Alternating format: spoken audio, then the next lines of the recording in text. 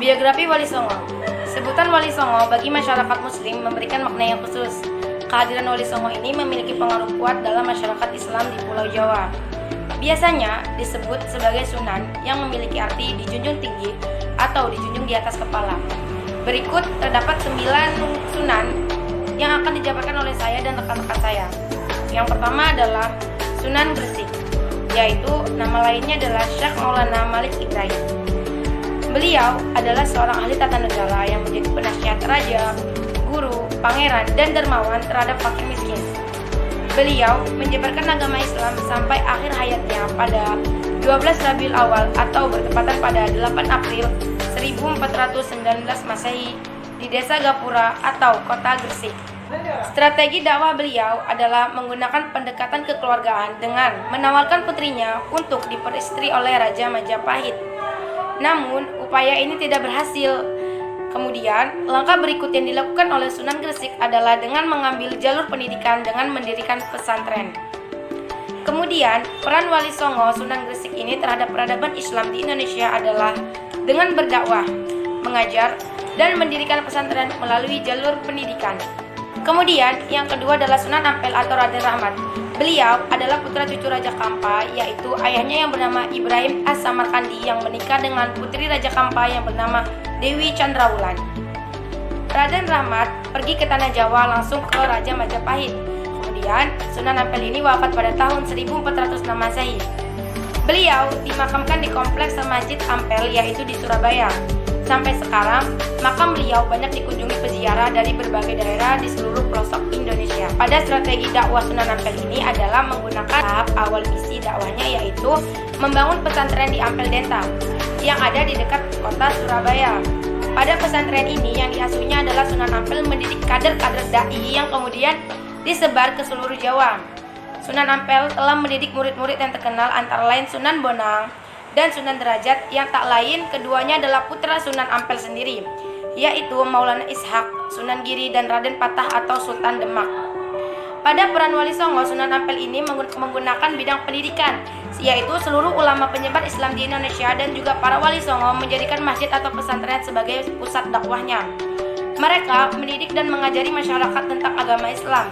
Keberadaan pesantren atau masjid ini dalam dakwah menjadi dasar terbentuknya lembaga pendidikan di wilayah Indonesia. Pada sunan yang ketiga ini adalah Sunan Bonang atau nama lainnya adalah Maknum Ibrahim, yaitu Raden Maulana Maknum Ibrahim adalah seorang putra dari Sunan Ampel dan istrinya yang bernama Dewi Chandrawati. Sunan Bonang ini dikenal sebagai ahli ilmu kalam dan ilmu tauhid. Sunan Bonang ini meninggal pada tahun 1525 dan dimakamkan di Tuban, yaitu daerah pesisir utara Jawa yang menjadi basis perjuangan dakwahnya. Kemudian, pada strategi dakwah Sunan Bonang ini adalah memperhatikan tradisi dan budaya masyarakat yang telah berkembang pada tempat itu.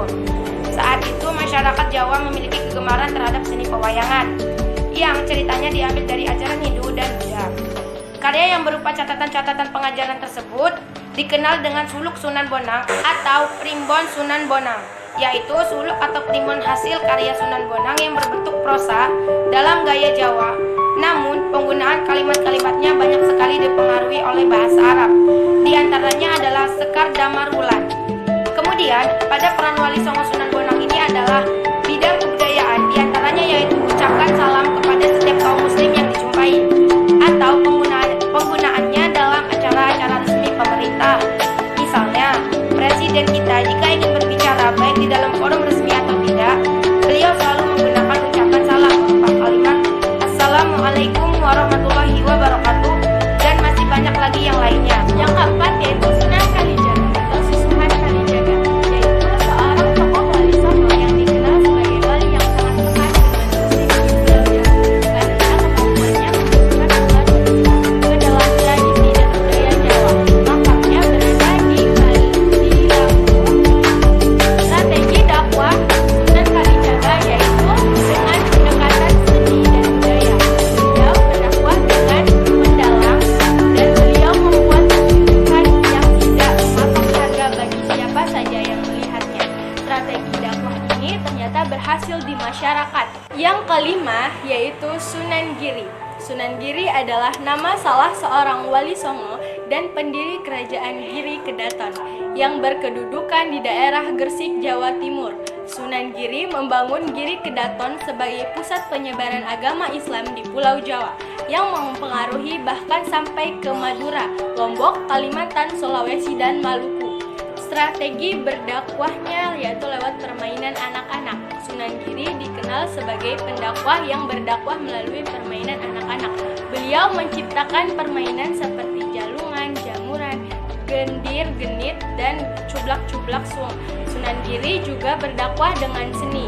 Selain melalui permainan anak-anak, Sunan Giri juga berdakwah dengan seni.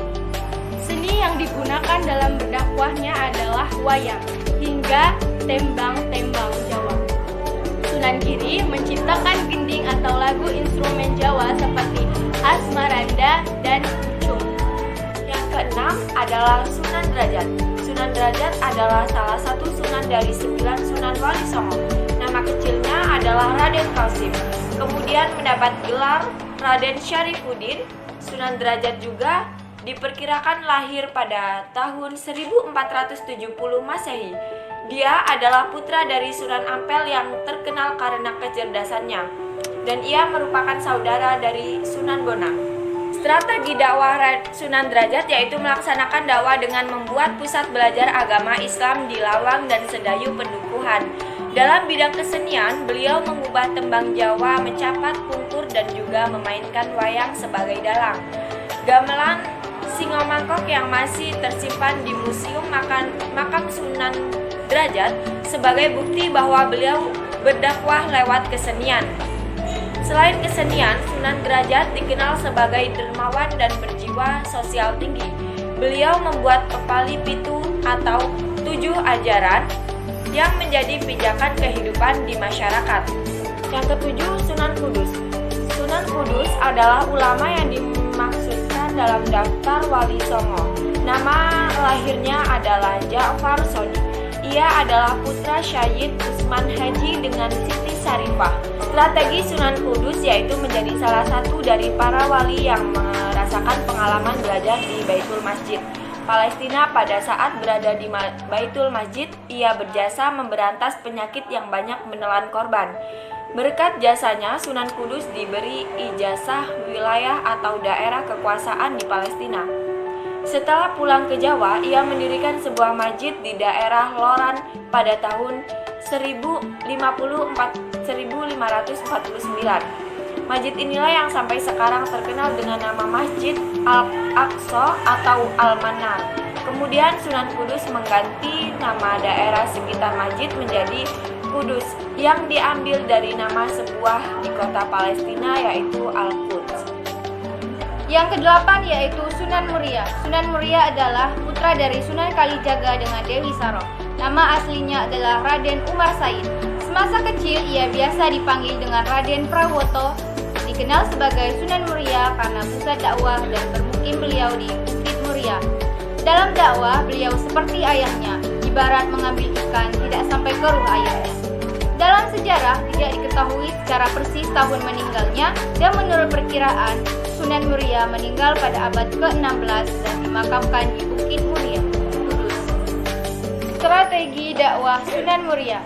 Sunan Muria dalam berdakwah memiliki kekhasan dan keunikan tersendiri, yaitu menjadikan desa-desa terpencil sebagai medan dakwah Islamnya. Sunan Muria dikenal sebagai wali yang lebih gemar menyendiri, bertempat tinggal di desa terpencil, dan bergaul dengan rakyat kebanyakan. Sunan Muria juga merupakan pendukung setia Kesultanan Demak dan ikut andil dalam pendirian Masjid Demak.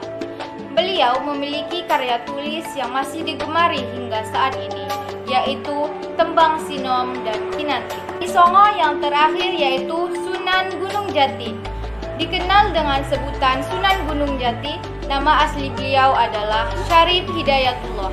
Beliau adalah salah seorang dari Wali Songo yang banyak memberikan kontribusi dalam menyebarkan agama Islam di Pulau Jawa, khususnya di daerah Jawa Barat. Syarif Hidayatullah dikenal sebagai pendiri Kesultanan Cirebon, Banten. Di Banten, beliau meninggalkan putranya yang bernama Hasanuddin untuk memimpin. Banten, Sunan Gunung Jati wafat di Cirebon pada tahun 1570 dan usianya diperkirakan sekitar 80 tahun. Makamnya terdapat di Komplek Pemakaman Bukir Sabta Pangga di Gunung Jati, Desa Astana, Cirebon, Jawa Barat. Sunan Gunung Jati banyak menghabiskan sebagian waktunya untuk melakukan jihad dalam rangka melawan dan mengusir Portugis dari bumi Indonesia. Hal ini dilakukan dengan menggabungkan kekuasaan Banten dan Demak sehingga memiliki kekuatan yang diperhitungkan pada peperangan pertama. Pasukan Islam mengalami kekalahan yang sangat fatal. Namun, berikutnya ketika Portugis mendarat kembali di Sunda Kelapa, pasukan Islam berhasil menumpas perlawanan pasukan Portugis sehingga Sunda Kelapa diubah menjadi Jayakarta.